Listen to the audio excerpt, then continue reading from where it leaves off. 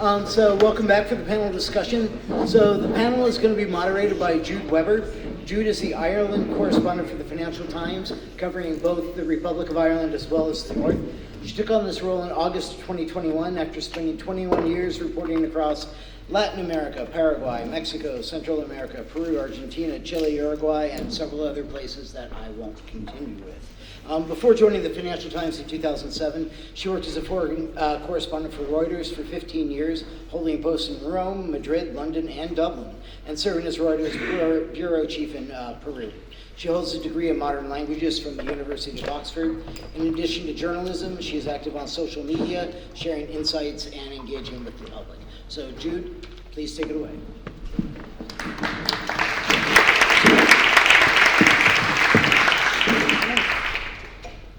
If I dare to touch the microphone. Can everyone hear me? Thanks very much for that introduction there. All right, so the panel. Gabriel needs no introduction. We've just heard from him, and that was a very fascinating presentation, so thank you very much for that.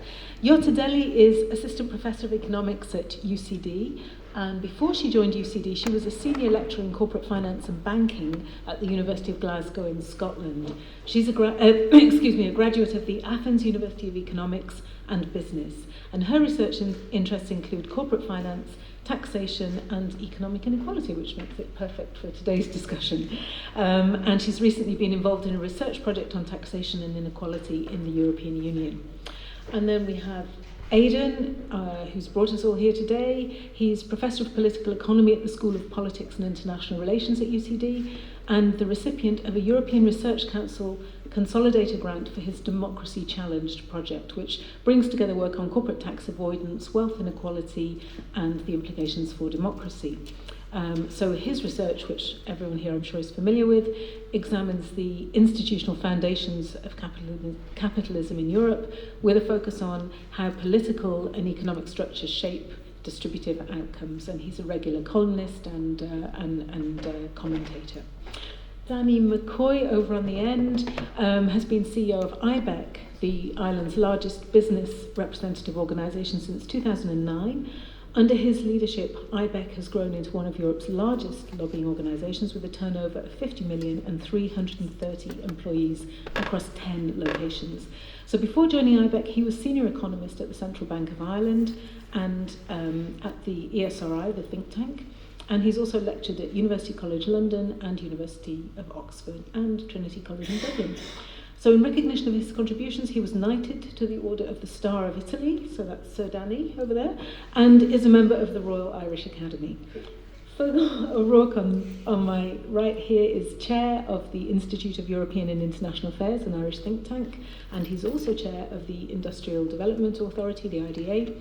He was appointed to that position at the start of last year, and before that he spent 37 years at PwC, serving as managing partner for the last 8 years, specialising in foreign direct investment. And he worked with numerous companies, particularly from the US West Coast, helping them to establish a presence in Ireland and Europe. He has a degree from UCD and is a member of the Chartered Accountants of Ireland and the Irish Tax Institute. So I think you'll agree we've got a uniquely qualified panel here to talk about what I think is unavoidable now after the optimistic, after Mairead's very broad overview, looking at the history, and Gabriel's sort of ending on his quite optimistic stance. I think we need to dive into tariffs now. So first of all, just a little bit of housekeeping. We have until about, so I'll just look at my work here. We have until about 4:05 for the panel discussion, because Danny has to leave at 10 past at the latest. So I'll try and finish things up. So there might be room for a question for Danny if anyone has one. We'll have about 20 minutes, half an hour Q&A at the end before you are all released to your weekends. So I might come to Gabriel first, since we just finished with you on your high note. So Howard Lutnick, the US Commerce Secretary, obviously famously said, and Mairead referenced it, that Ireland was his favourite tax scam. You know, your organisation has described Ireland as a tax haven. Is it still? Yes. But all countries, to some extent, are tax havens of sorts.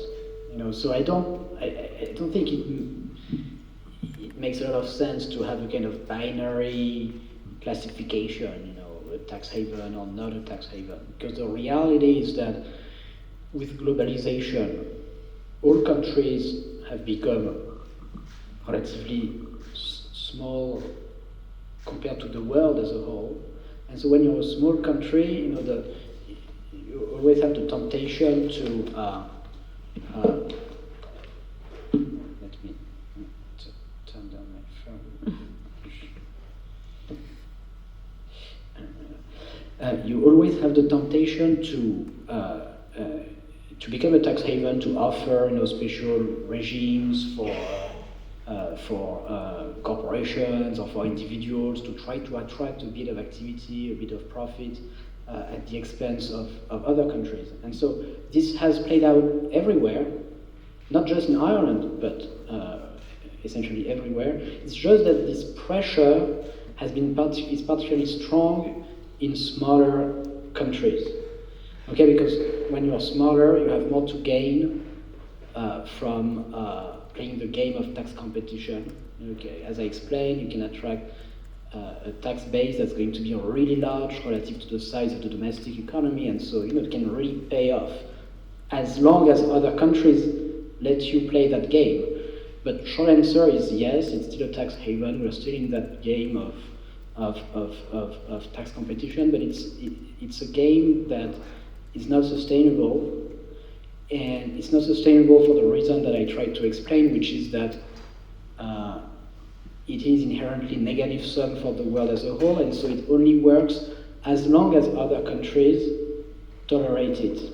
And so as soon as other countries say, no, look, we're not going to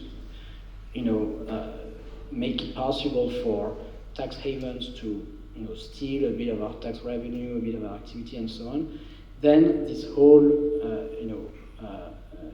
development model can very quickly collapse.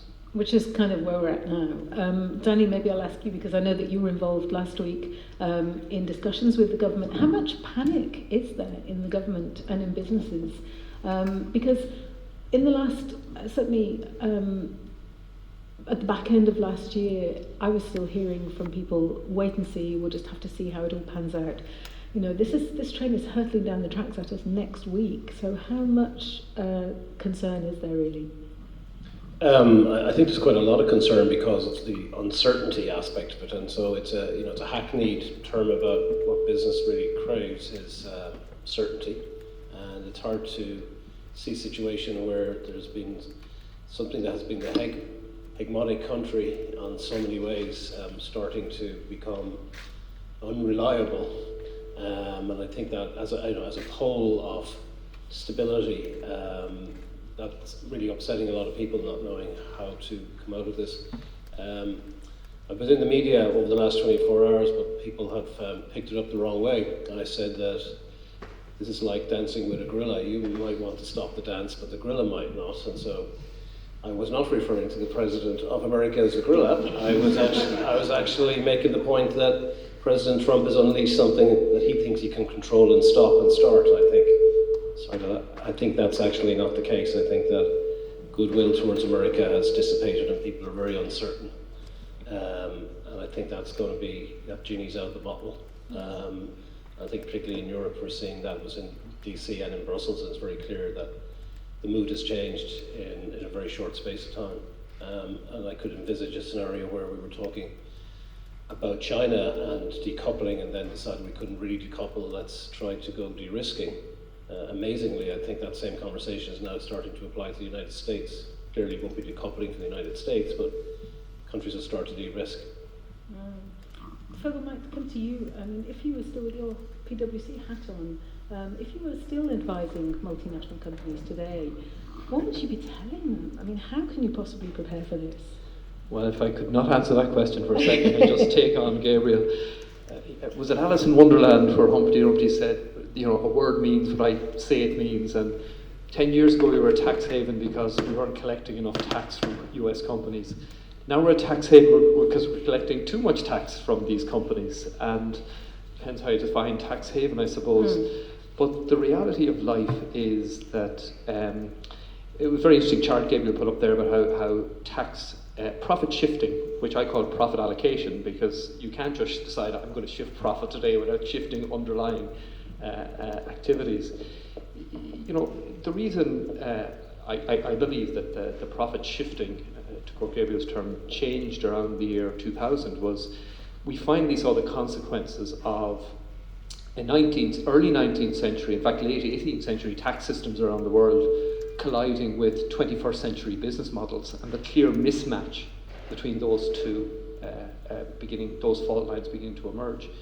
And at the end of the day, you know, let's not forget, to use Danny's 800-pound gorilla dancing analogy, the big countries decide what the tax rules are. And after the First World War, when global trade began to emerge, the big countries decided how global trade would be taxed.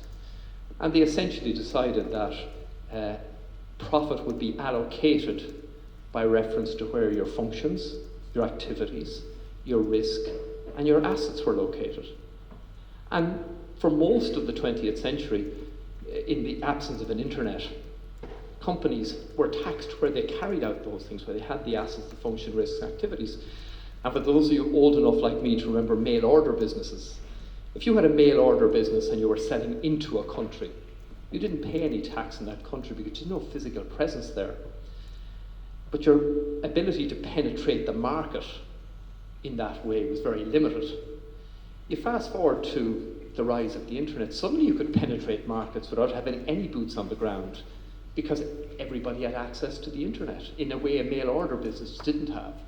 So I think the problem we've been grappling with over the last 20 years is, as I said, a 21st century business model trying to be squeezed into the construct of a late 19th century, early 20th century tax system. And I applaud the efforts of the OECD over the last 10 years, and I think when the history of tax comes to be written at the end of the history of tax in the 21st century, Pascal Saint-Amand will rightly get great praise for what he's done, how he's managed to really shape the debate over the last 10 years. And in shaping that debate, what he's tried to do is to align profits with substance and activities and assets and risks and functions. And that's why we've seen the elimination of pure tax havens where people associate them with sandy beaches and palm trees and no activity and lots of profits. They're gone. But why do we not have profit shifting by Japanese companies, for example? Because they tax their construct of their tax system is such that foreign profits of Japanese multinationals are taxed back in the US, in the home country, irrespective of whether they've got lower rates or not. And I have a personal theory that the US many years ago decided to assist their companies in conquering the world. And they did that by way of deferral. So, and apologies, the tax lecturer coming out of me now, but the US tax system until the Trump changes in 2017 basically said, we'll tax all your US profits in the US, but to the extent you've got foreign profits that you don't bring back to the US, we're not interested in taxing those profits until you bring them home. So effectively, they were giving license to US companies to say, we want to help you conquer the world. You keep your surplus profits offshore. We won't tax them until you come home, but that will give you a war chest, a low-taxed war chest, to compete with non-US companies out there. And the US could sort the profit shifting out in the moment if they decided to change the rules. But the democratically elected Congress and President over successive administrations have decided they kind of like the system the way it is, favouring US corporates. Now, President Trump in the Tax Cuts and Jobs Act in 2017 made a change to deferral, but still gave a lower rate to US companies. So, tax competition, is it fair? I believe tax competition is a fair thing, provided it's within a rules-based landscape where the rules are clearly defined. That's what the OECD has done. So if I was advising Jude in my old job or my new job, what must a company do? Company's got to play by the rules, got to make sure it adheres to all the rules. It's got to be nimble, it's got to be mobile. But the idea of moving activities solely for tax reasons, I know in some people they might think, yeah, that's what happens. Can I tell you guys, and I say this as a former tax professional, it doesn't happen like that. Is tax a consideration? Absolutely. Does tax drive location decisions on its own? 100% not. There's no way that if you think of the multinationals operating in Ireland, employing over 302,000 people directly and about another 300,000 indirectly, and that's out of a workforce of 2.88 million at the moment, a record workforce. Tax is a consideration, an important consideration, but not the be-all and end-all. So I think in terms of companies now, that this year, and I've said this a number of times publicly, will be tumultuous, it will be turbulent, but the President is ultimately a consummate deal maker, and I have a hope that in between now and the end of the year, Europe and the US will do a deal of some description. It will involve many things. It will involve tariffs, it will involve Pillar 2, Pillar 1, it will involve platforms, social media platforms, it will involve many things. It will hopefully be constructed in a way that will allow all sides to claim victory of some description.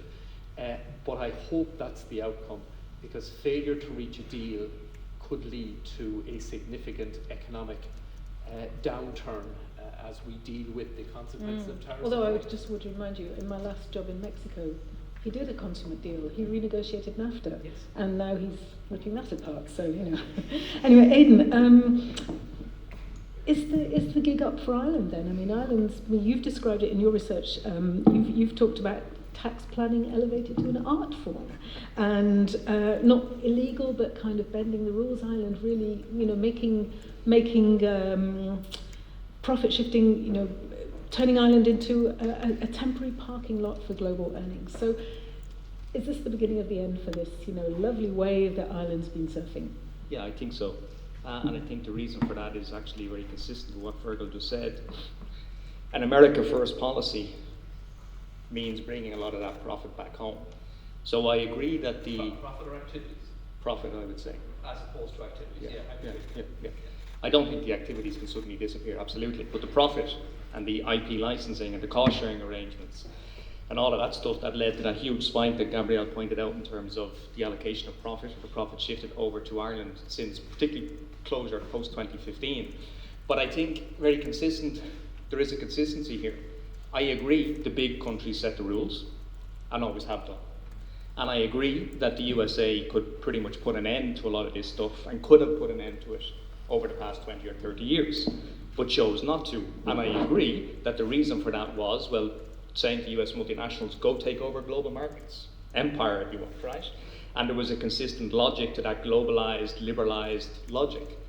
Whatever one might think about Trump and the kind of the economics of his tariffs, etc., and whether they work, they clearly won't, etc., but there is a logic to what he's saying, and it's an American nationalism logic.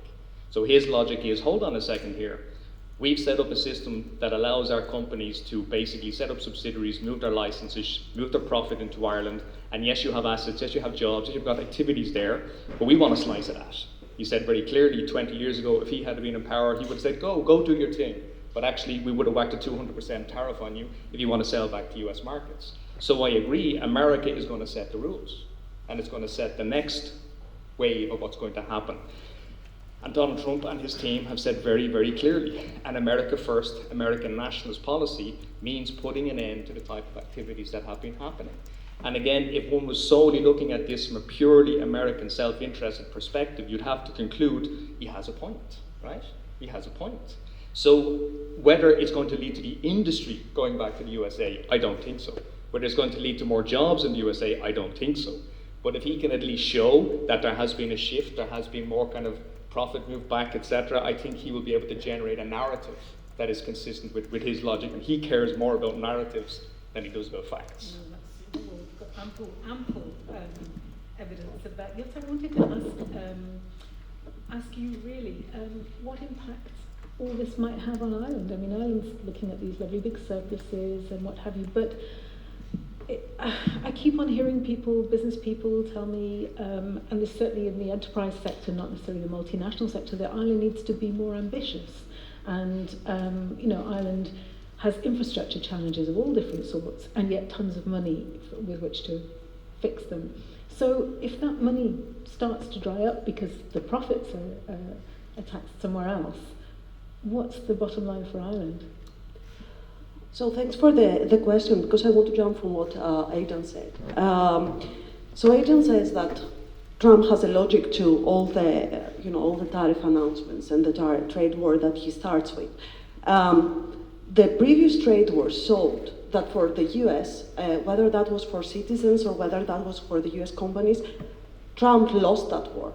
So the companies were really badly affected because they couldn't get the materials that they needed from abroad. And actually, a really big part of the inflation that the US states faced during COVID was coming from that that war. Because more or less they didn't have access to the materials to produce, and that jumped prices up. So the US inflation, to my opinion, is something very different than the European one. So in that sense, companies lost, citizens lost, so I don't understand where this war actually is coming from, like the second time. So I do genuinely believe, and I agree with Fergal, that they do want specific companies to get the pie. They do make a conscious decision for these firms to actually benefit from their profit shifting. And actually this can be proved from the fact that there was a conscious decision, a regulation, because I think when you discuss taxation, you also need to discuss regulation at the same time. The regulation and the rules changed during the 90s, where they specifically allowed for the US firms to be able to sift intellectual rights, intellectual property. So the majority of profit shifting is actually happening through intellectual property. As Gabriel said, what they move is intellectual property, and this is what they buy back. And to put aside also to another example to put aside to what Gabriel discussed, this is the fourth largest economy in the world. So if we take Gabriel's numbers, it is the fourth largest economy. It is just after the States, just after Japan. Profit shifting, if it was taxed, is the fourth largest economy in the world. I don't know if we understand the implications of what that money would mean if it was taxed. So we have people, let me give you an example, the chain of rules. So let's say in Ireland, we have a public education system, we train people, they become innovative, okay? They become very innovative to go and make these rules to make other people more rich, okay? They become innovative to create innovation, and these companies have regulations that they buy these innovations from the people, okay? Because when you go to work for Facebook, when you go to work for LinkedIn, you have to sign an agreement with a company that whatever you produce as an innovation or as a patent during that period of time that you work for them, it does not belong to you. It belongs to the company. So this innovation is moving around the world to make profits about whom?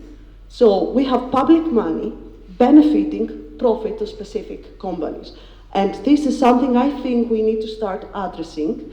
And I'm very ambitious, but I think we're ambitious because we are Europeans, or maybe, I don't know. Europeans usually tend to be less ambitious, I don't know.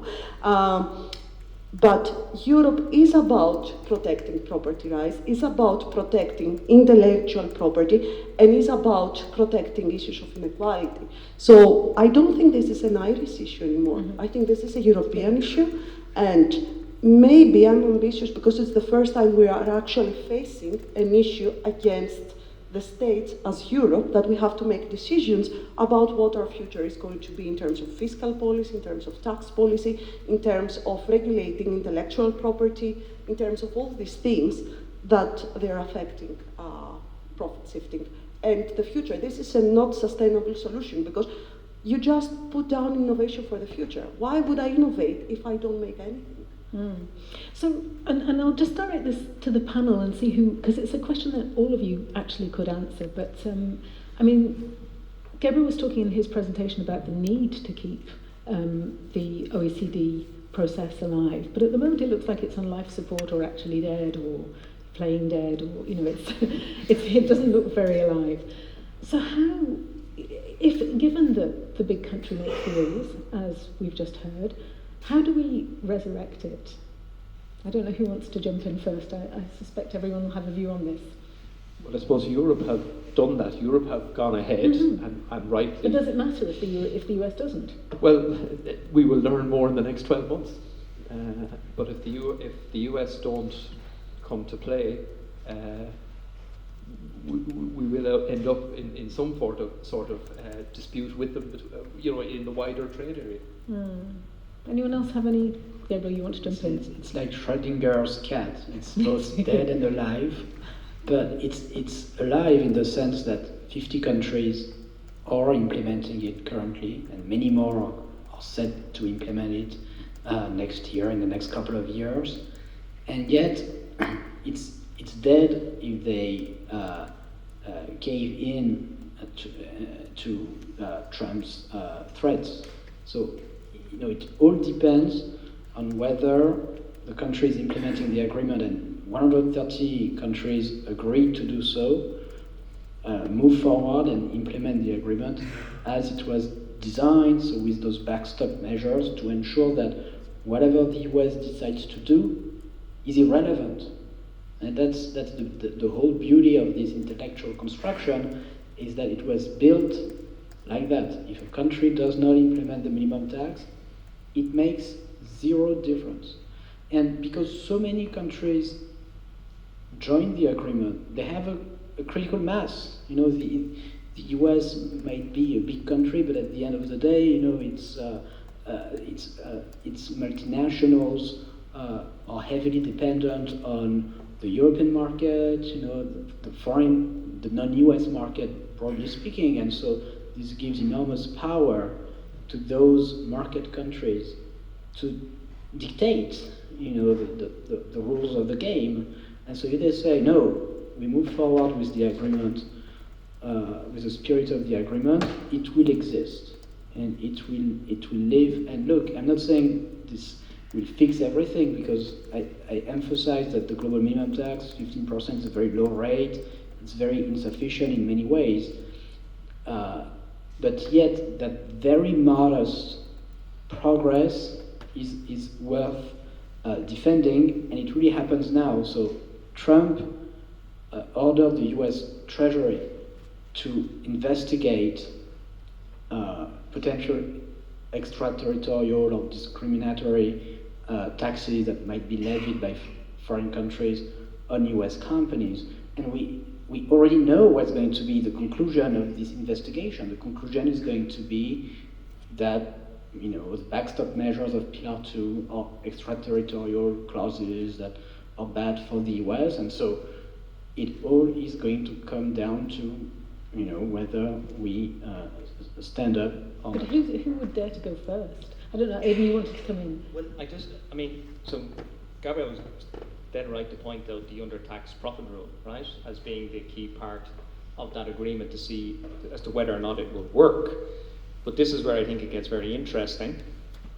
In a sense, Ireland is on the front line here, because the undertax profit rule is now part of Irish legislation, because Ireland has enacted the minimum corporate tax directive, etc. Now, it's interesting to see if the EU comes together and says, we actually want that undertax rule to be implemented, we want all member states to follow that through. The one country that's going to be in real difficulty here, because Ireland will be in a situation whereby it has to collect more tax revenue than what it already collects. And you can imagine what Trump and the US administration are going to say to something like that. I would be hugely surprised if the Irish Minister of Finance follows through on that. But we often talk about Boston or Berlin, and Ireland. Is Ireland closer to the US or is it closer to the European Union? In many ways, how it responds to this particular issue will very quickly clarify that issue. It may be the case that the EU recognises a longer-term strategic game to be played here and just say, look, let's ignore the undertax profit rule for a few years, but we'll keep it on our statute books. We won't ask Ireland to actually implement it. I suspect that could potentially happen, and that's how it rolls out over the next few years. No. Sorry, Fergal, did you want to? No, I completely agree with Aidan's analysis. I think in the overall battlefield of the next 12 months, that might be an elegant solution as one part of an overall deal. Danny? It hasn't gone away, Yeah, I struggle to see how BEPS, as we know it, survives. And when we look back as to why, for reasons of closing down on tax havens, we could step back from it. We've really a motivation, given that the world was becoming so driven by intangible assets, not tangible assets. And that intangibility being in intellectual property, being patents or brands or licenses or whatever. But, you know, we used to, in accountancy, refer to that as goodwill.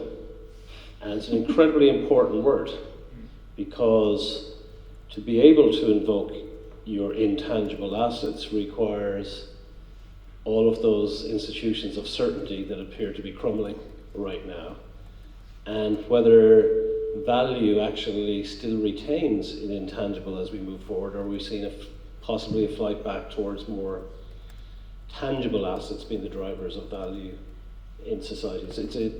It's a question about whether the motivation for BEPS, the kind of transubstantiation that was going on from tangible to intangible, is there an aspect here where you could see a situation where it's not actually fit for purpose in a world where goodwill is diminishing, and so the potential value of intangible assets in terms of imitation, in terms of seizing of them, etc., is becoming the new norm? Yeah, just to take that point a bit, because when President Trump is giving out about US companies, he's giving out about US companies who manufacture abroad and then sell back to the US market. So he has no problem with US companies abroad satisfying their foreign markets from manufacturing activities abroad, as many of them have. His real focus is, hang on a second, US companies who are manufacturing and selling back into the US should be manufacturing that product here. So lest people think it's about bringing all activity back to the US, he's trying to do. He's not.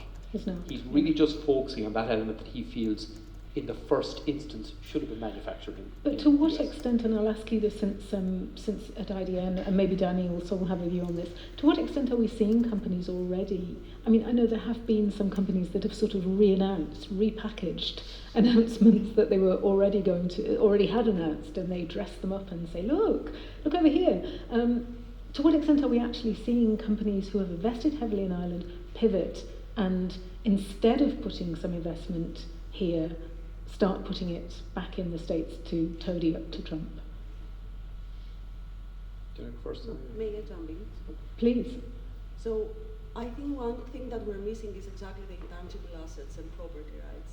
So it's not about whether they will close down in Ireland and go back to the States and produce, okay? Because these companies actually have, they're intangible, the assets, so it's not physical. So it's very easy for them to move around. And I do think that for Trump, it's about increasing his GDP and reducing the numbers of the deficit that he has, because this how he started the first trade war against China the first time. So I think it's a matter of numbers and protecting the companies he really wants to protect.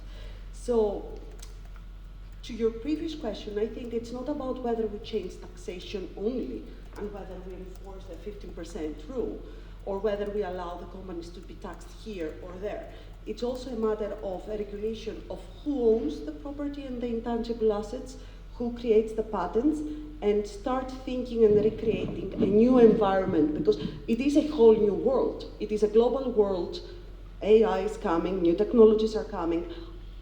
If you ask me whether my ideas are my ideas, it's very hard to even pinpoint whose ideas are So is what. that another sort of 10-year-long discussion like the BEPS process? So we need to start thinking who owns these kind of things. And I think the battle of these companies, and I can name a few, but they're very close to the president, is about who is going to own the ideas. And I think this is the battle that they are actually giving now. So in that sense, we need to start recreating, and show Europe that they can do that. I don't think there is any other place in the world. If I can jump in on that, though, but this is where it gets very interesting, and relating it back to profit shifting into Ireland. Most of the intellectual property of Microsoft, of Pfizer, Johnson & Johnson, is in the USA. The legal ownership remains with HQ in the United States, and they do not want to relinquish that for obvious reasons. However, the economic rights and the licensing arrangements around a lot of that IP can be moved into the Irish-based subsidiaries. which means you have one intellectual property, two assets, one intellectual property, two balance sheets, hence the explosion in the intangible assets on the balance sheet of Irish-based subsidiaries. But it's not the same asset. It's a bifurcated asset, yes, effectively. Yeah. What I find interesting, I don't have an answer to it, maybe somebody else does, is how quick a lot of that stuff could change. Because changing that quickly could lead to a lot of profit being relocated back to the United States, and therefore less taxable income in Ireland, but also a drop in the trade surplus that Ireland runs against the United States, for example. So all of a sudden the real exports are there, but the accountancy-based exports built around a lot of this bifurcation of IP, that could shift quickly. Yeah, that'd be difficult, Aidan, because if you go back to 2017 when the Tax Cuts and Jobs Act came in, nearly every US company around the world that had their IP in a true tax haven, no activity, sandy beaches, palm trees, etc., they were faced with were faced with a kind of almost, in most of their careers, the tax directors were faced with a one-time choice. What are we going to do with our IP now? And, moving IP is a big deal. And it's not something you do every year or every second year.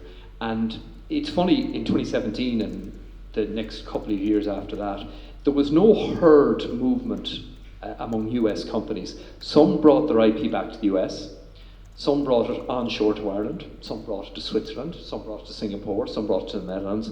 There was no one drive to let's bring it here. But having done that, I know at the time, speaking to global tax directors of some of the biggest US companies around, they all felt, that's me done now. I'll be retired before the IP moves again.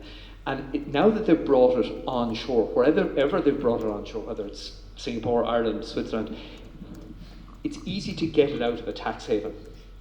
It's not so easy to get it out of a mainstream, whether it's Ireland, Netherlands, wherever, without paying an exit charge. So it's unless it's IP which is diminishing over time, which is because of technical obsolescence or whatever, unless it's going to depreciate over time, the natural order of things.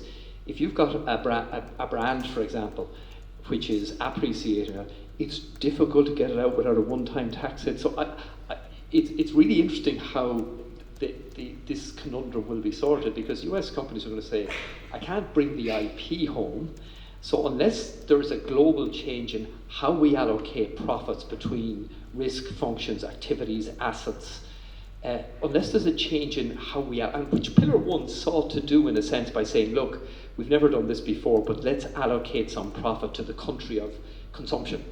There's going to have to be a more fundamental change. That moving the IP, I don't think is as easy as it sounds anymore. Well, moving the IP isn't as easy, as you say, but to what extent, it's not clear to me at all how easy it is to move some of the profits back. People say that's the solution. How do you do that?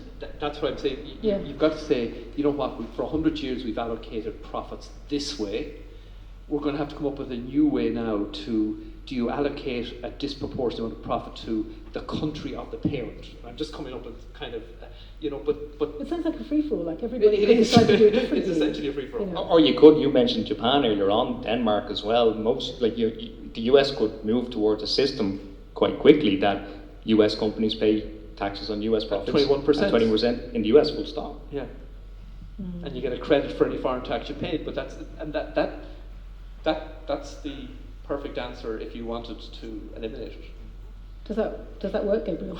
No, I think that conversation is a good illustration of the fact that Trump and his policies in many ways are just a mere continuation and acceleration of the trends of the last decades. So sometimes, there is this view that, oh wow, what's happening is like, it's a big shift, we're entering uncharted territories. But look, he's just playing the same old international economic tax competition game as other countries have done for a long time, and he wants to see more profits booked in the US, so that will mean less profit booked in Ireland. He wants to do that by offering even lower tax rates than what other countries offer. It's all very classic. The only new thing, and the second thing is that he wants to attract activity, production to the US, just like Ireland wants to attract activity and production in Ireland and France also. And the only new thing is that to do that, now he uses not only the corporate tax, but also tariffs as a way to attract activity. But frankly, it's just a very continuation and acceleration of what has been happening over the last decade. It's just that Ireland now is on the losing end of that battle.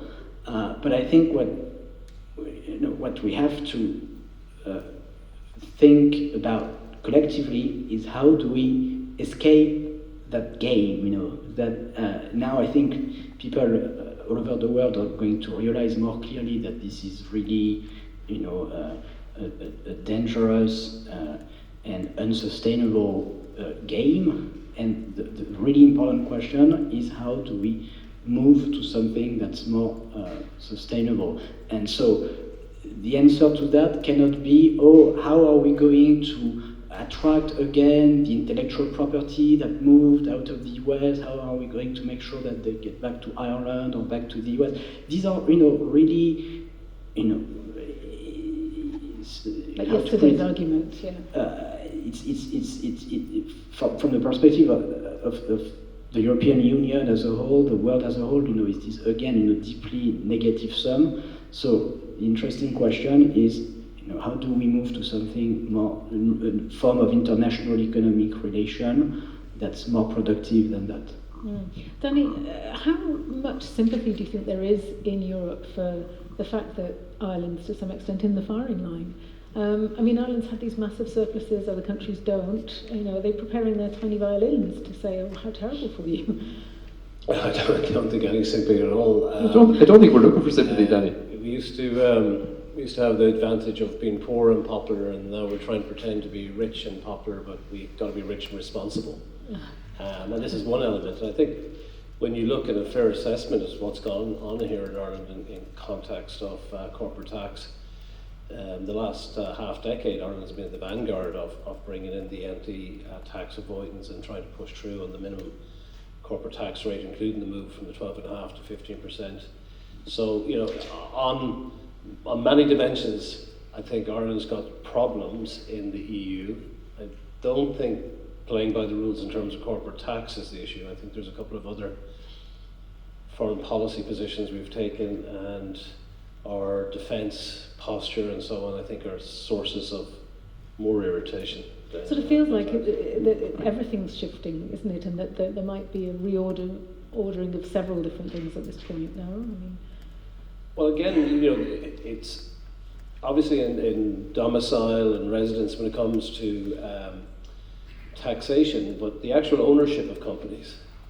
The idea that the shareholders of American companies are just Americans does not, correspond. So the CEOs of any international corporation now may feel under pressure by some of the things we said here of what President Trump is doing, but are they acting in the best interest of the company in all its other dimensions, other than just this tax bill, about moving their assets back to a very uncertain and unpredictable regime?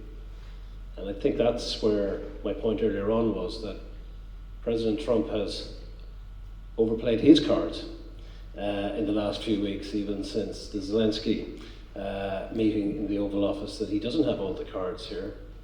And the fact that the goodwill that the US depends upon, and rightly earned over many, many decades, appears to have been ripped up very quickly. And so I think that element of de-risking, and that's not just about countries, I think that goes to the element of corporations as well. I'm just very conscious of the time because I know that you almost have to run. I just have one more question to the panel before we open it up then to the floor. So as we've said, this is not a blip, is it? There's kind of no going back now. This is a brave new world. Jutta, what do you think will happen in the sort of short, medium, and then longer term? Well, That's very difficult. I can't. Like, you know, there is this research that says back in the days economists could predict a lot of things. Now they can't anything. So I will stay to that. I can only offer my opinion, and it is it's a brave new world. Things are changing. I don't think we can see tax anymore in isolation. I think tax, it's a mentality issue as well. It's not ideological anymore. It's about what tax is, how we create it, what kind of systems we create, and what do we target. Because tax was an instrument to force people to pay the taxes by the English or by the Ottoman Empire or by empires. And people don't trust taxation. And I think the European project of the last centuries is to create a system where tax is about trusting the society, and that is shifting again. So it cannot be seen in isolation. You have to consider political stability, we have to consider European stability, and we do have to consider the brave new world, the game is changing. New allies are forming, and I think international relationships, basically. I know it's a very diplomatic answer. My ambition would be that we will seriously think about what new technology means, how we regulate it, how we tax it, and how we create a system, whether this is income tax or corporate taxation, that it is solving inequalities. You've just said another very dirty word for Trump, which is regulation, so that's a whole other can of worms. Aidan, I'll just give the last word to you then. So, Ireland's in trouble, no? I mean, the gig's up. This is a Jude theme. Ireland's usually in trouble. Just asking, so how much trouble? Not immediate, jobs aren't going to disappear overnight, but... No, I mean, Ireland is a small country and has to build broader coalitions with other countries in the European Union and has to see itself as part of the EU. I mean, I agree with Gabriel's conclusion in his final slide in the talk that really the choice is more kind of nationalism or some form of egalitarian internationalism. And I think a large reason for the economic nationalisms that we see actually do stem from a lot of the problems that we're talking about. It's worth kind of just taking a step back and reminding ourselves, like, for me at least anyway, why is all this stuff a problem? It's a problem because it concentrates wealth, concentrates economic power, generates the oligarchic tendencies that could potentially undermine democracy. So this, to me, about this market concentration and how this stuff gets compounded over time, the structural advantage that's given to big firms relative to small firms, these are all issues that underpin the types of inequalities that are driving the nationalism and the MAGA movement, for example. So how do you respond to that? How does Ireland respond to that? Well, it's got to stick with its European neighbours and got to stick very closely. Can I just get the last word and jump in here? Absolutely. Is Ireland in trouble? I joined the workforce in 1986. There are a couple of you out there who might have joined around the same time as me, although most of you are younger. I joined a workforce that had 18% unemployment, that had a population of half of what it was in 1845, where there was relatively little foreign direct investment. If the trouble we're in today is that we have a record 2.88 million people at work, that we have a budget surplus, that we have a country at peace, that we have a country where we are very broadly welcoming of migration and immigrants, much more so than many European countries I could name, where we have earned our place in the world, I believe. If that's trouble, I think we're in a really good place. Now, there's no denying there are turbulent times ahead, but we are approaching them from a position of strength as an economy, as a society, and as a nation. And I'm not going to say to you, oh, the next 6 or 8 months will be fine, we'll get over it. We won't, there'll be tough times. But again, just one last number to put in context. We talk a lot about pharma here. Our exports last year, in total of goods and services, came to about 440 billion. Now, Danny's the economist, he'll probably put me right in these numbers. But pharma makes up about 40 million of that, of which about 85% is not finished goods, it's goods in transition. We will weather this as we've weathered lots of other things. And just the point about the times we're in, I think the one real difference between when I joined the workforce in 1986 now is that turbulence is a much more regular feature now of business than it was. The famous Lenin quote where there are decades when nothing happens and then there are weeks when decades happen. It seems like every week now a decade is happening. And I think for business leaders now, that resilience of being able to say, okay, there's another thing coming over the horizon that we've got to deal with. That's our biggest challenge. We have to finish with Fergal work quoting Lenin. Yes. and it's Vladimir, not John.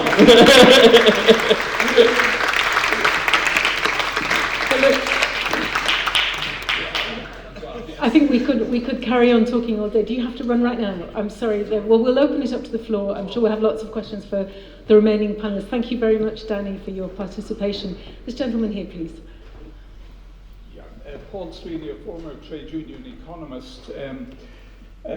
You've all talked about greater unity, but there's a figure, I don't know if you saw recently, the Eurobarometer figure showed that Europe is more popular, has peaked its popularity recently with people. 74% of people, the highest number ever, believe that their country gains by being in Europe. The Brexit did just one good thing. But the most remarkable figure is that 89% of people believe that greater unity is crucial to tackle global challenges. And interestingly enough, consensus is high, with 75% in each member's country believing that we must have greater unity. So surely we should you guys should be working towards that. That's what we've got to do, starting with, say, taxation, seeing that that's what we're talking. But the question is, should we push harder for greater unity? Who'd like to take that one? We'll take a couple, shall we?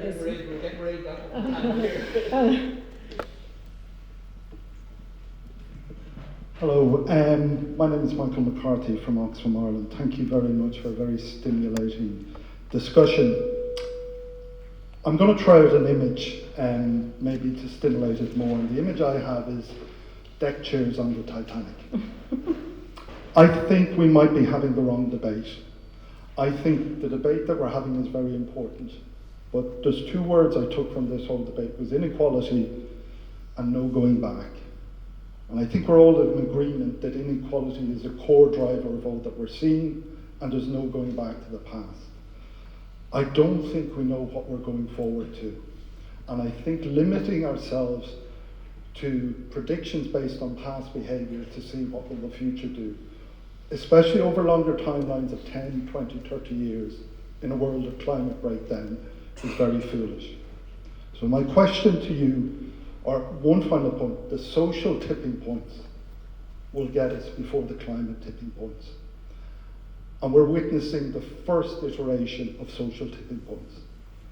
So my question to you is, what type of system should we be reimagining to pull us back from those social tipping points that addresses issues of inequality, fairness, etc.? Those two questions actually And go quite unity. nicely together, because it's greater unity, greater European unity, and how do we address the social tipping point? So who wants to jump in? Everyone's looking at the floor. Gabriel? Well, I was going to say, I mean, I'm proud to live in a country that I think is the second most redistributive in the OECD because of the excellent welfare system we have and the taxes. I don't mind paying a marginal rate of over 50%. I think it's part of the social contract, and but it's very difficult for us then to lecture other countries on what their system. It's each. We have ended up in a system that's worked for us. I'm not sure if you took the Irish system and you transplanted it to the US, it would necessarily work. So I can only say it's worked for us. I think we do have a good. We have addressed inequality in many ways in Ireland that I don't think other countries necessarily have.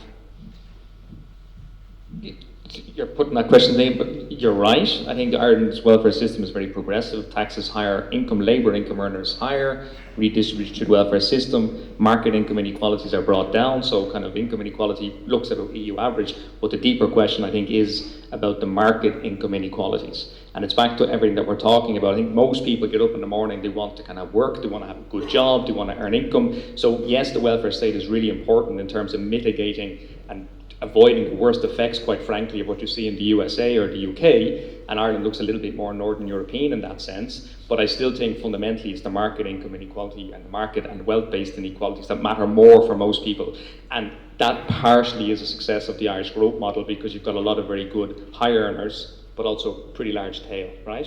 But so the high earners do contribute, you know. Yeah, no, in absolutely, a sense, absolutely. So disproportionate, I which mean, is the right thing. Totally. The growth, Ireland's growth, FDI growth model is tax higher income earners, right? We can go easy on capital and corporates, but we tax those who work in multinationals quite high, and we use that to redistribute downwards. But the answer to your question, do we need more unity? Yes. Do I have an answer to what that unity looks like? Not really, but I do think it points out what Gabriel finished on his slide with some form of egalitarian internationalism. But quite frankly, the politics to generate that right now are not there. The politics are moving in the opposite direction. And therefore, what's the common ground? What types of coalitions can be built to move in that direction is a very difficult question to answer. But fundamentally, I think if there is a variable that cuts across left and right, particularly in the USA, for example, is recognizing the undue influence of corporate elites and corporate power and recognizing that's what has to be challenged. Can I just throw in a quick question there on the back of that? I mean, are we looking to France and Germany in Europe to lead this? Gabriel, is your French? You're not the French. Look, I think when you ask people all over the European Union and even beyond, whether they think that our tax systems should be more progressive, that the rich should pay more in tax, that it's like 70-80% of people who say yes. And in particular, we all have a big problem, and it's true in Ireland, like it's true in other EU countries, which is that the wealthiest individuals, really the super rich people, they pay much less tax relative to their income than the rest of the population. Because when you're extremely wealthy, it's very easy to structure your wealth such that it will not generate a lot of taxable income or sometimes zero taxable income. So that's a project that, like creating a minimum tax on billionaires or people with more than 100 million euros in wealth, that could be kind of a good common project for the European Union to push. There have been discussions that have started last year at the G20. Now at the European level, there is a need for more investment in strategic autonomy, in defense, and we all know that historically when there are needs like that for investment in defense, it's always done by a mix of debt, but also tax increases on the wealthy. And so now is the time indeed to make a big leap forward and to create those common taxes on those economic actors who have most benefited from European economic integration. Multinational companies, we can build on the global minimum tax and take it to the next step, with a minimum rate of 25%, for instance. And we should replicate that approach to the super wealthy. And I'm hopeful that we can get there, just because in all member states we see a lot of support for those ideas, and already the beginning of a political translation. So, for instance, interestingly, last month the French National Assembly passed a bill to create a minimum tax of 2% of wealth for people with more than 100 million euros in wealth. It's not yet enacted because it has to go through the Senate.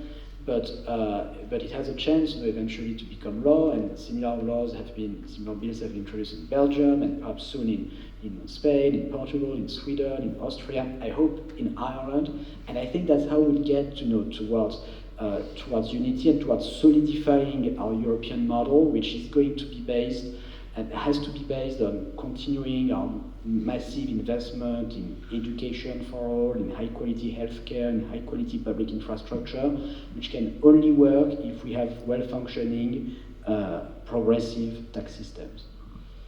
More questions from the floor. Oh my goodness. Right. Okay, thank you. Hi, thank you to all the panellists. I'm Nessa Nicasida, the Department of Sociology, Maynooth University. Just two short questions. I take Gabriel's point that the intellectual property issue is just like a new tool in the latest tax game, but I am really puzzled as to why the BEPS process didn't seem to take seriously the question of linking the issue of IP, substance of research and development, and taxation. I just wonder why this wasn't foreseen. And then the second question is, I also noticed you're talking about coalitions of countries. Does that mean you think the very old proposal of the EU Common Consolidated Tax Base is a dead political project? Thanks. Should we take another couple at the same time? And then we'll come to this side. Yeah, this side, and then another one over here, then perhaps. Thanks. Thank you. My name is Enda Hargill, Department of Economics in UCD. I have a question for Fergal, if you might have a sort of a guess, because you're at the coalface with the IDA, with businesses, and it's about the incidence of the corporate tax. So the best evidence that I've seen on this is from Germany. They looked at every employee in every firm, in every municipality in Germany over 20 years. And they asked what happens to wages when corporate taxes go up or down. And their best guess was after a few years when things settled down, if you lower a company's taxes by €100, about €50 of that flows to workers through higher wages. Now in Ireland, we don't have any empirical evidence of this yet. We will eventually, but we don't have it yet. So I'm just going to ask you, just sort of subjectively, your guess, if we lowered taxes in Ireland on companies by €100 or increased them, but let's just say lowered them by €100 for the average multinational corporation, what's your best guess of what would be the effect of the pass-through on that onto wages, which, as was mentioned by yourself, typically taxed at 40–50% of the margin? To be honest, I wouldn't have a clue. Refreshing. But it sounded high to me that 50% would be passed on. It just as you say, but if it's empirical evidence, it's really hard to know, because multinationals. I think you'd probably have to stratify the economy into multinationals and domestic. My gut instinct would be you'd probably see more of it in a domestic context flowing through to workers than in the multinational sector. And my only sort of secondary school logic for that would be, the average wage in foreign direct investment companies tends to be higher than domestic wages. I think, a lot of time the criticism from the indigenous sector is sometimes they can't compete with foreign direct investment for key employees. So intuitively, I'd say it would give domestic companies an opportunity to try and narrow that gap rather than for FDI companies to make it wider. But that's just an intuitive guess. Ilse, do you want to come in on the BEPS question? Yes, but I would like to. So the second question was about the coalition of countries. So it seems that after the financial crisis, that has actually changed the dynamics within the EU a lot. At least the three of us, Fergal, actually none here is a politician, so maybe Mairead is better qualified to answer this question, because we can say what we would like ideally, and we don't know exactly, and I don't think we really have influence of how things can happen. But I do think we should expect the coalition of the countries, but it is a matter of unity. The unity of the EU, I think it's a necessity. I don't think you can go to a trade war right now without considering the fact that Germany by itself, it's a small economy in front of the globe. France by itself, it's the same. And when we are discussing trade wars or international kind of relationship wars, we actually need to have a big, strong economy. And the second thing I wanted to see, we should see the coalition, yes, between France and Germany. They are the largest players of the game in EU, whether we like it or not. We have to be realistic and pragmatic, coming also from myself from a small country, really affected by the crisis. But also at the same time, it's a necessity, because the people that they work and make the innovation, the majority of them are not actually they might work in the States. They might be educated in the States. They are not from the States. So if you see the data on the people working in multinationals creating the IPs, if you see the data of the people working in the best universities of the world, they're European educated, or Asian, okay? And how can Europe play this game if they don't come in unity? So if we want to change the game. So if we are about to face high levels of inflation in all high-tech products in the future because of the war, the trade wars, because this is what we lack. We don't have products of innovation, we don't have Apple, we need to create that innovation, or we need to bring back, so it is bringing back our profits, shifting the profits back to the States.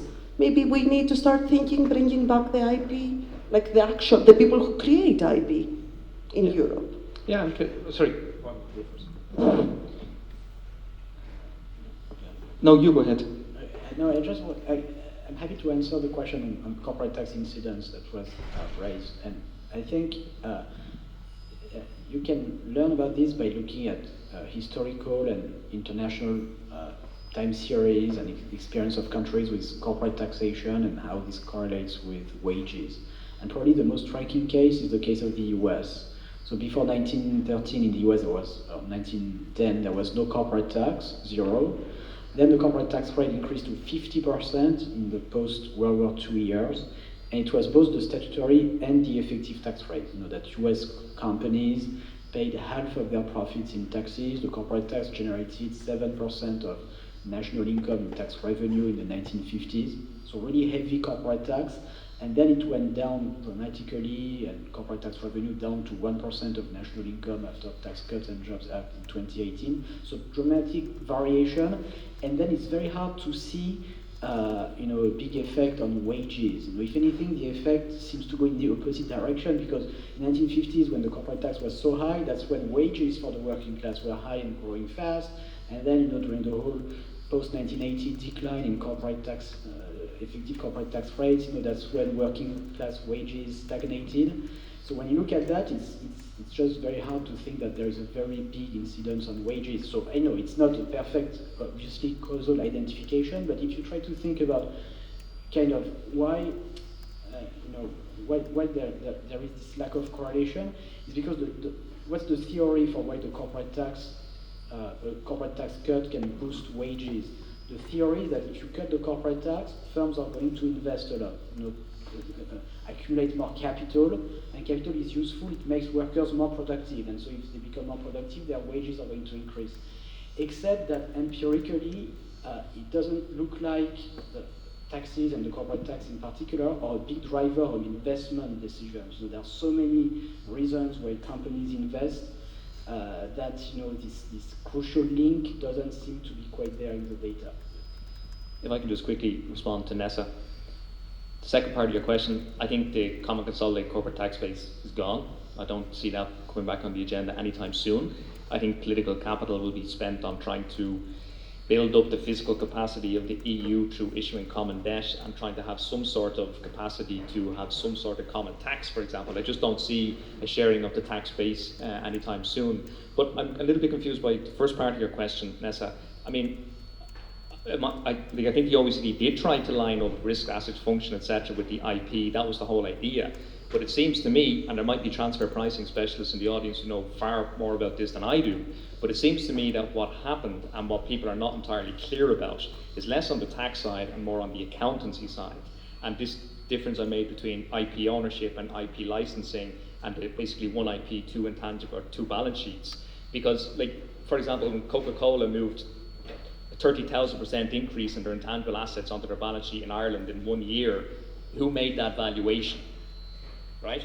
The subjective interpretation that comes with assetization and valuation, it seems to me, is a big part of the puzzle here.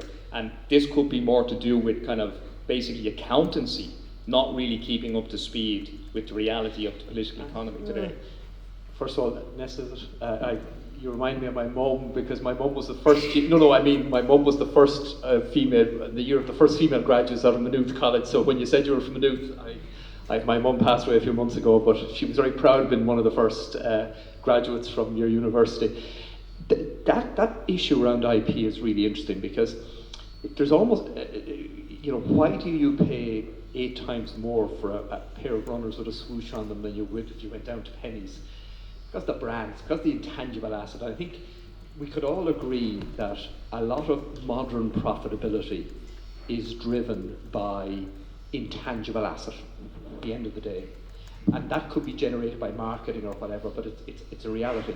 But there seems to be a conception sometimes when people talk about IP that it's very easy to get across border. You kind of put it in the post and it'll appear over in Ireland and nobody will know about it. But the reality is, if a company, any company, is transferring intellectual property, and go back to your example in there of bifurcating an asset, so you've got the global rights to something, you've built them up yourself. And whether this is for a third party, where it's very easy to determine the market value because it's 2 third parties, or whether it's a connected party, market value is ascribed to that transaction. So if a US company is selling IP to its Irish affiliate, it's got to convince the IRS that the value it's attributing to that is fair market value. And that's, but the bifurcation of the asset is simply saying, well, we're going to keep the legal ownership of the US rights here and we do the rest of the world rights there. That's a legal thing. But it's the quantification of what the value is. But it's probably no surprise either that a lot of the cases in the IRS at the moment, Microsoft, Coca-Cola, are all around this valuation issue. Because it seems to me that there is a big, once you open that black box, and there's no market for something, and the valuation is... But there's no market, but at the same time, an asset is worth its discounted future cash flows, if I can get into... So that's what the asset should be worth. And should is the important word. And you never get an exact number because it'll always be in a range. But at the same time, it's ultimately it ends up going to some arbitration, whether it's the courts or whatever, where the parties can't agree. But if they can agree, they've agreed. And if they can't agree, it goes to a third-party arbitration. It can't be much fairer than that, surely. No, but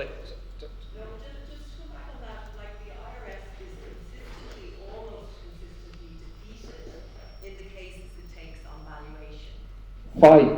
It's completely outgunned by the legal resources of corporate America. No. That's why. I'm not sure I accept that. Yeah, okay. But at the end of the day, it's the courts, yeah, okay. There is power here, Fergal. Yeah. Just one point. When they changed the law, we did see the property, the intellectual property flying around the world. Because where was it going from? Yeah, but it happened within a night. Like they went to open. No, it didn't. Believe me, it didn't happen within a night. But where was it coming from? Like the intellectual property. Yes. It started from the state, but like they were opening these branches everywhere. No. Like in Bermuda or everywhere. Exactly. And they were selling those assets. Yeah. And it's an event of a tax charge when you sell an asset outside the US. And we're now, as Oscar Wilde, we've agreed the principle. Now we're only haggling over the price. Not from Lennon to Oscar Wilde. We're in the right place for that sort of place. Can I say something very quickly on that? Because I totally agree with what was said. So the courts, it's a joke. The way that these debates have been settled by U.S. courts over the last decades. Because what you have to understand is that a lot of this tax avoidance by multinational companies involves structures that have very little or no substance. So the most famous example is Google Alphabet. When they just a few weeks before being listed as a public company in 2003, they created a subsidiary in Bermuda. They transferred some of their most valuable intangibles to this Bermuda subsidiary. And they've made hundreds of billions, with a B, in revenue in Bermuda between 2003 and 2019. Everybody understands. I think, is there someone in this room who thinks that this was not a purely tax-motivated move to create this Bermuda holding company? No, we all know that the only reason why this was done was to save on taxes. The only reason. There is no substance, nothing happening in Bermuda. Now let me finish. Let me finish. Yeah. Now in the tax law of the US, like in the tax law of most other countries, you have provisions that say that any transaction that's conducted with the sole purpose of avoiding taxes is illegal. These are the standard general anti-abuse rules, substance provisions in the tax code. Everybody understands that there is zero substance. And then they go to court and they won, essentially. Why did they win? They win because they have 100 times the resources of the tax authority, because they hire former lawmakers to defend them. Frankly, it's a total joke. Because the political will to enforce the tax was not there. So, did you want to come in? I'm not a bit, but sorry, Mairead was, in fairness, was next up. This is too good to stop. No, and that's why I applaud Pascal Saint-Amand. I mean, maybe a fellow Frenchman doesn't get the credit he deserves, but what he has done is made sure that companies align substance and activities and profits. And for that alone, I think he deserves commendation. Okay, fantastic. Let's applaud him, but let's also add Google to pay back. pay the taxes back. Pay the tax Pay all the taxes that were evaded. Pay back. to whom? To the different, tax To the US? authorities, to the different governments where they made their profits, and they derived their profits from having activity in Europe, But this is all over the exactly world. this is exactly We what can debate Pillar where- 1 is about, Gabriel. Pillar 1 is saying for 100 years the big countries set the tax rules, and now they want to change rules, and that's fine. 2 and 2 will always equal 4. The sun will always rise in the east. Tax laws are changeable. We used to tax windows at one point here in Ireland. But okay, that's simpler question. Do we agree that all this shifting that was made by Google between 2003 and 2019 to Bermuda was fraudulent? Do we agree with that? I couldn't. That's an accusation. You're accusing. No, me of it's fraud. there's no substance. But There's no substance in that structure in You're Bermuda. accusing a company of illegal I mean, activity. is there economic substance in that subsidiary in Bermuda?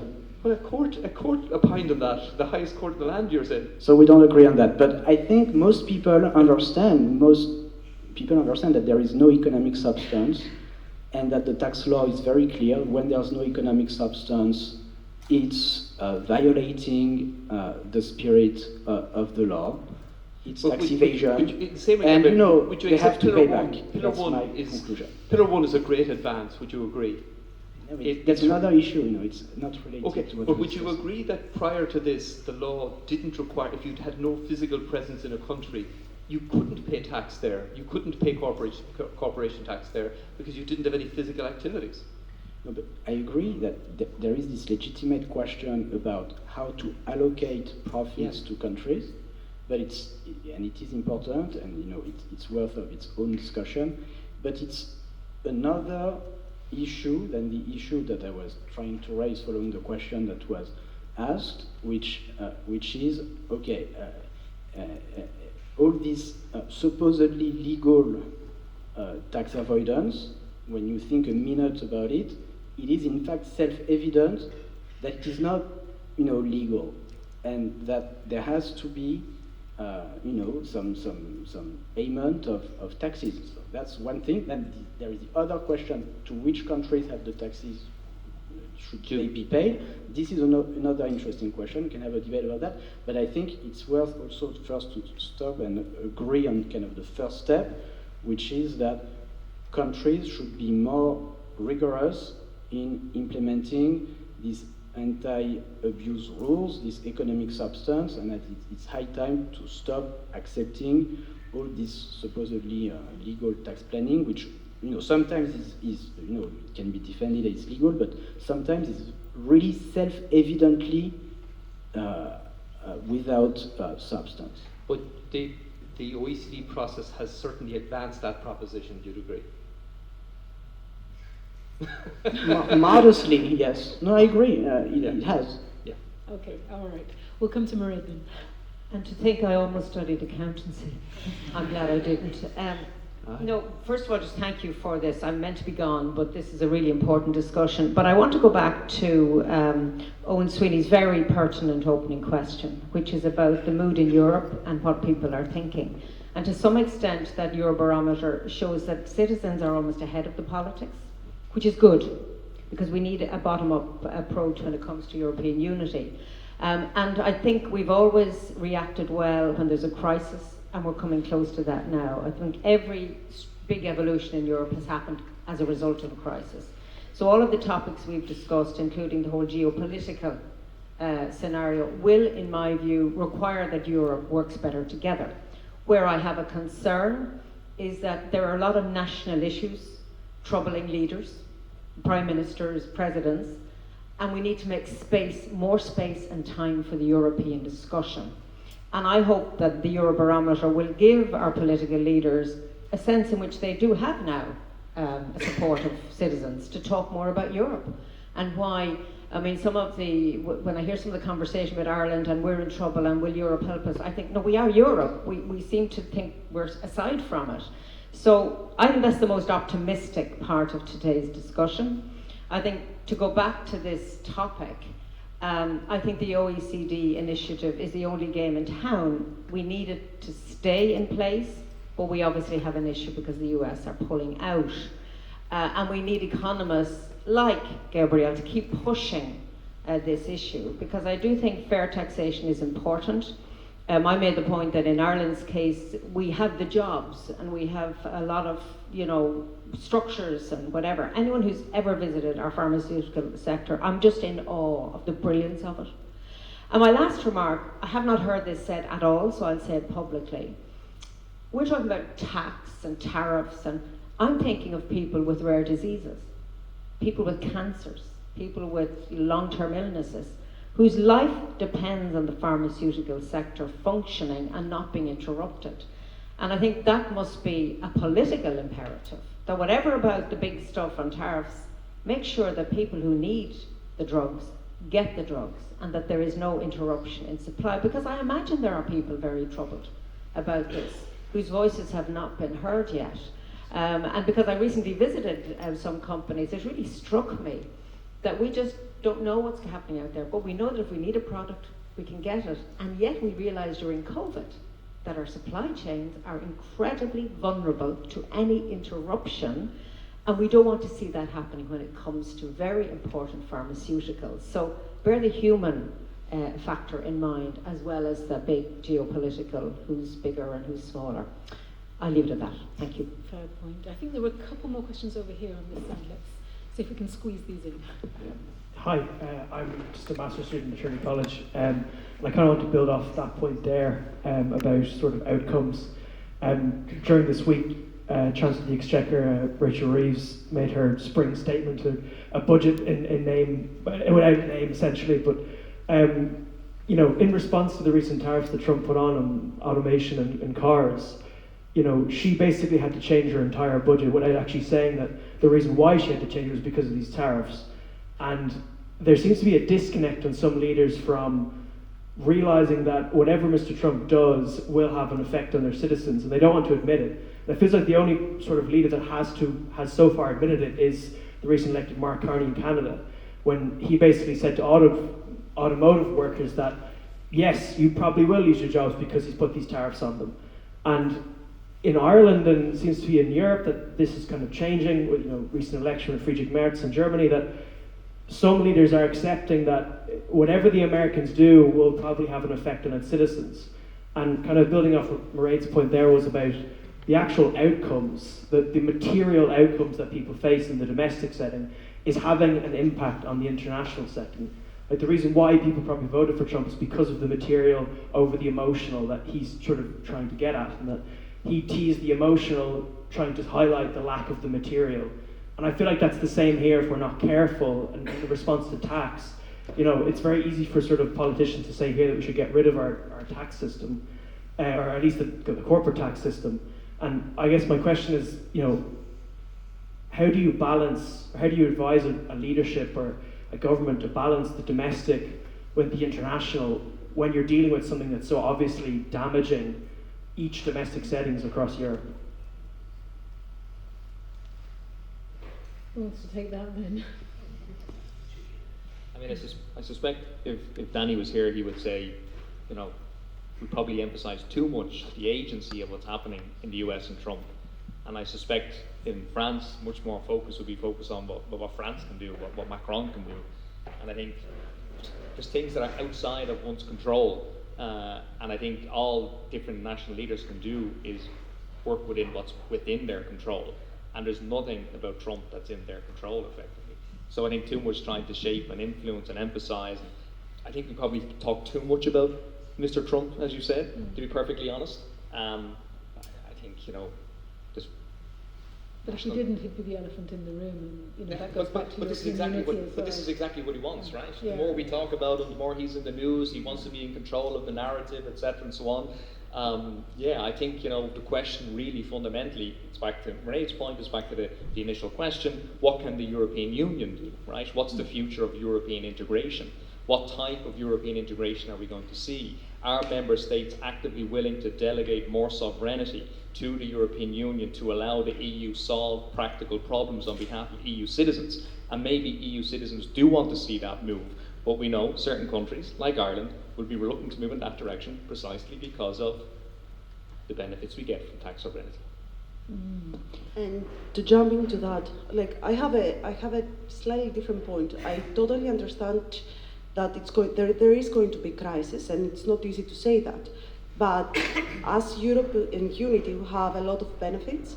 For example, even in that's why I mentioned the last example of the last trade war. The last trade war affected mostly the US badly. It opened up new trade paths, okay? It renewed, we created new allies, but also we have to remember, I think in Ireland, I'm coming from Greece, okay? I think in Ireland we forget something that it is not common to other European countries. Greece, for example, had a really bad production sector when it was hit by the crisis. More or less, it was producing nothing. That's why we are discussing a very different story of a financial and fiscal crisis in Greece. Ireland has a massive productive sector, traditional, agricultural, but there is production happening in Ireland. So obviously the tax system here, the stability brings a very good stability. It's an English-speaking environment. I mean, Mairead mentioned all of these things really well in her keynote speech. We tend to forget that in Ireland we have this advantage that can help, the economy deal with all the difficult stuff that they're happening.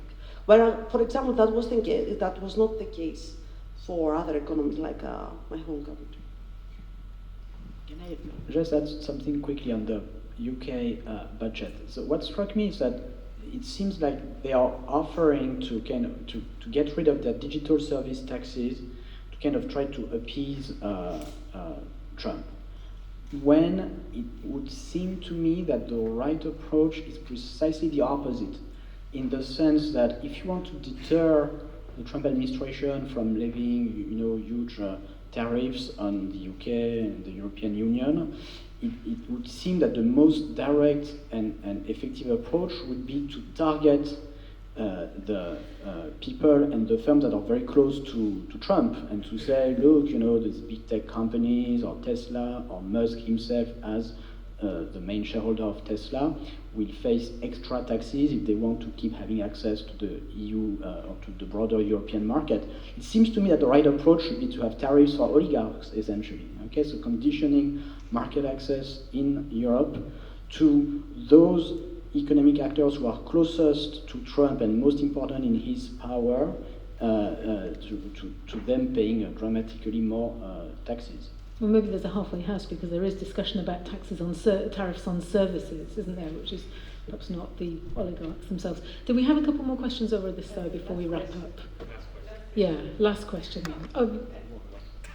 Perhaps just this gentleman here, because he's had his hand up for a while. These two questions, and then we'll take the two questions, yeah. All right, thank you. Thanks very much. I'm Paul Price, Dublin City University, and I do research for environmental NGOs. I think we are at a point where we should know that a climate crisis is advancing very quickly, and we are committed, we say, to global climate justice. So I'm very interested in the positive sum way forward, and you mentioned carbon standards, so I want to know, my real question is how that works, but also this is to do with what Mairead talked about resilience. Going forward to the future, it seems to me we have made really bad decisions. After the climate crisis here, in 2010, or around 2010, we made decisions which were, there was a lot of talk about green growth and so forth, but what happened was dairy expansion, which is very emissions intensive, and particularly in Ireland as being exactly in the worst way possible. Now we're on data centres. We see the way the financial kind of take was done in terms of profit shifting and taking advantage of that to Ireland. So we seem to be making all the wrong decisions for long term. We're just about the short term far too much. And we see this in the UK with the diversion from, take away from foreign aid. So instead of transferring funds to the poorest of the world, what are we doing? We're actually continuing to try and take it for ourselves. And unless we kind of go towards resilience, towards what the real future entails, which is really getting together in unity with the whole world, not just ourselves, but the poor of the world as well, then we are really in trouble. So my question is about the positive sum. Okay, let me try to explain concretely and quickly how it could work. So for any company that sells stuff in Ireland, let's say, so Ireland could say, okay, we are going to compute your carbon tax deficit. What is that? That's the difference between how much you've paid in carbon tax or equivalent globally and in each country where you operate, and how much you would have paid if some standard, let's say the Irish standard or some standard decided by Ireland, applied in each of the country where you operate. Okay, and so if you produce in countries that have no carbon tax or no ETS or no carbon regulation, then if you want to be authorized to have access to the Irish market to sell stuff in Ireland, you will have to pay an extra carbon tax in Ireland. And that's powerful because then it encourages the other countries to create their own carbon taxes. Okay, exactly like we talked a lot about the under-tax profit rules in Pillar 2, so that logic is profoundly important. You want to kind of have extraterritorial taxes like that, so meaning conditioning access to your market to paying an extra tax if you are not taxed in your home country. And so you can do that for profits, you can do that for carbon, you can do that for wealth. If Mr. Musk wants to keep selling Teslas in Europe and pay zero in the US, he has to pay some wealth tax in Europe. You can apply that logic to many things. Very good. Well, look, we've run over, but I think everyone will agree it was worth it to hear this really stimulating panel. Thank you so much to everyone. Too many themes to wrap them all up, but I'll just hand back over for the give you the hard yards to do to wrap that up. Just thanks. Please join me in thanking the panel. They were brilliant.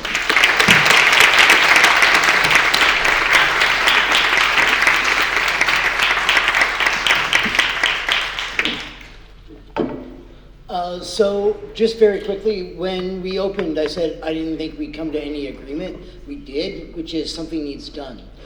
We have yet to agree on what something is or how to do it, but each step matters. So just finish up very quickly with the thanks for Danny in absentia, Gabriel, Yoda, Aidan, Fergal, Jude, Mairead, and if you have further questions and want to hang out and chat for a bit, I believe the plan is to stick around. If you have questions afterwards, feel free to email any of us. So thank you very much for coming.